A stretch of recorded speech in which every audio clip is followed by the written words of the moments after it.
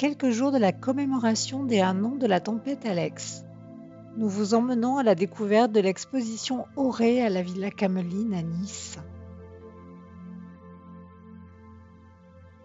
Créée à l'initiative d'Hélène et François Fincker, la maison abandonnée a été inaugurée en 2003.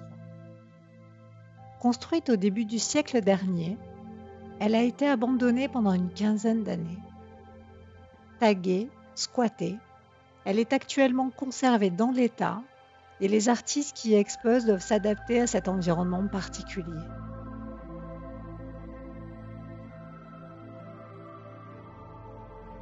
Sa vocation est de promouvoir les différentes formes de la création actuelle au travers la présentation d'expositions temporaires.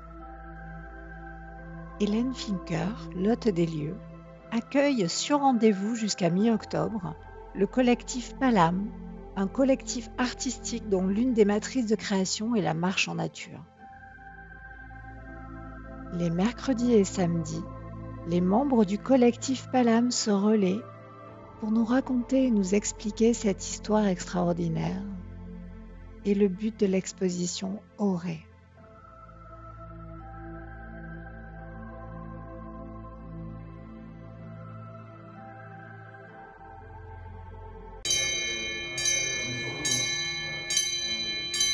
L'histoire qui nous est contée est celle d'une dizaine de jeunes artistes qui se retrouvent dans une grange surplombant la Vésubie. Les traces de la tempête Alex, encore béantes. Route emportée, chemin dans le lit de la rivière, ce séjour particulier devient source de création. Le collectif Palam, connu pour ses longues marches, passe de nombreuses nuits dans les hauteurs. Le soir, des histoires s'écrivent, se recomposent. Les œuvres présentées sont nées dans cette montagne dévastée, en reconstruction, et se nichent au creux des murs lézardés de la Villa Cameline pour éclore sous nos yeux. Chacun des membres du collectif Palam propose des actions poétiques, oniriques ou bucoliques, produisant des œuvres chargées d'imaginaire, rassemblées dans une villa qui s'anime de leur création.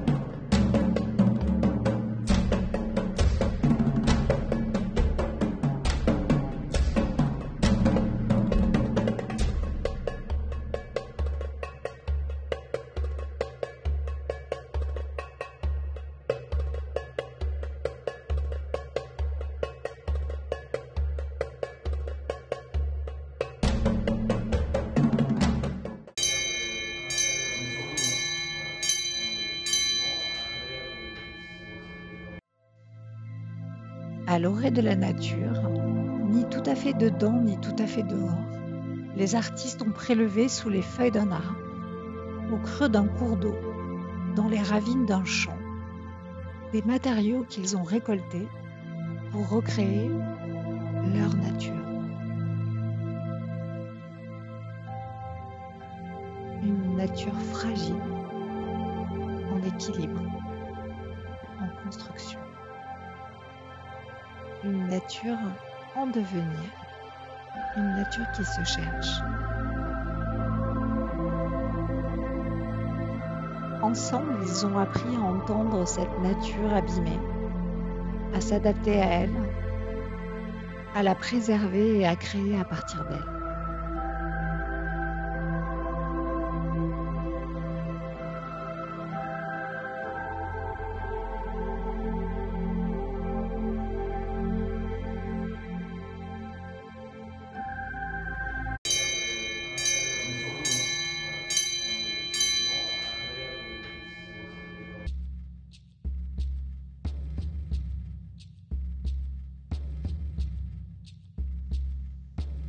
Construction fragile de feuilles, lichens, de mousse, de bouts de bois ou d'objets divers emportés par la tempête. La nature, dans les mains des artistes, se réinvente. La vie reprend.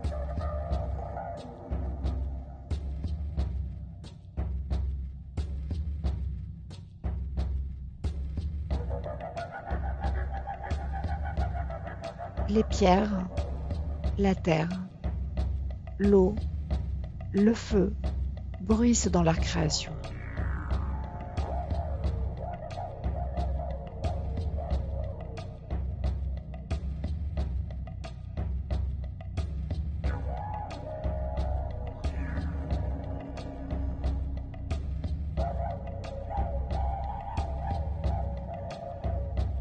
Petit à petit, les artistes ouvrent des portes, expriment leur sensibilité, offrant de multiples rapports à la nature qu'ils sont partis chercher au loin.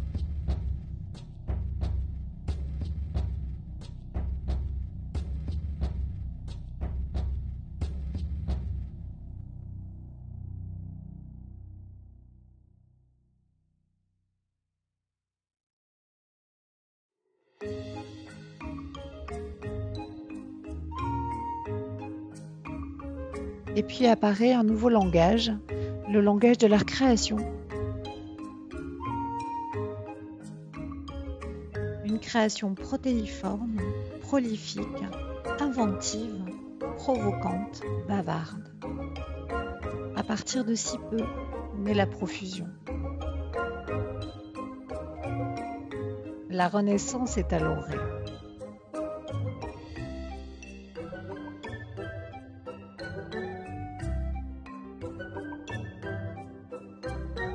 Les mots se déploient, jaillissent, se font haïkus, poèmes, bribes de pensée. La pensée s'ordonne, les esprits se ressaisissent, la pensée s'organise, la mue s'opère, le changement est attendu, il est rendu possible.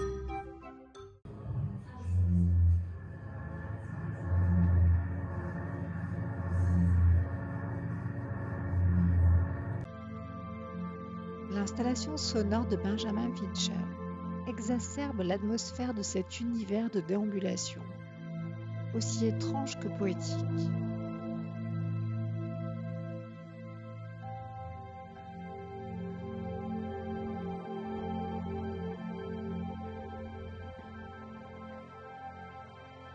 D'une pièce à une autre, ou plutôt d'un cabinet de curiosité à un autre,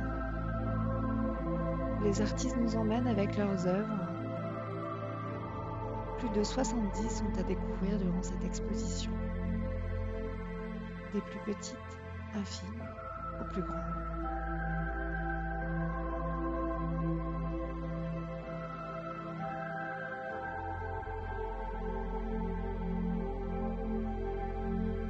Photographie, peinture, poésie, sculpture, installation. La mixité des pratiques offre un panorama saisissant et vivifiant de la création contemporaine.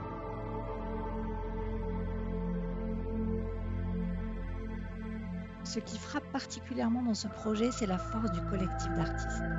La co-création et le mélange des pratiques de chacun aboutit à une exposition d'une homogénéité rare.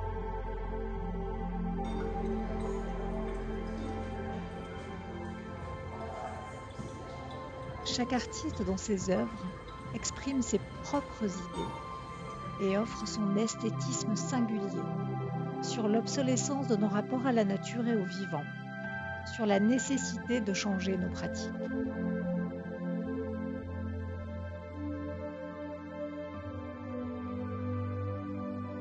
Les œuvres créées à plusieurs mains font le lien entre les artistes, la maison abandonnée, le propos de l'exposition, le visiteur et le territoire, l'histoire du territoire, la tempête, le littoral, la mer, la montagne.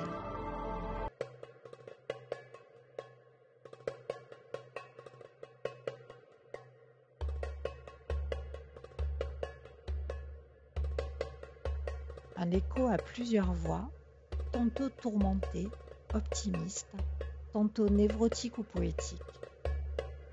Un an après les vallées ravagées, la Vésubie dévastée, on pressent avec Palame que le renouveau est en marche, et certainement un peu grâce à eux.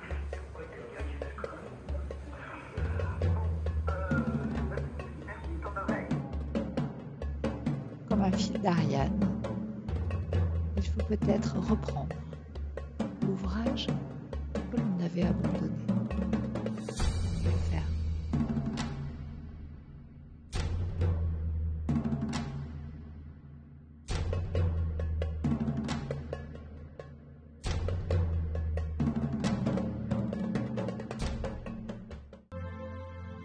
C'est bien un geste d'amour dont il s'agit dans cette exposition.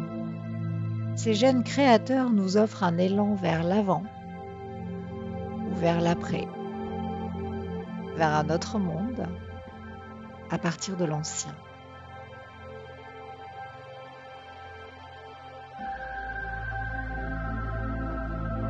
À moins qu'une fois encore, nos paradoxes d'êtres humains nous poussent à choisir un étrange chemin.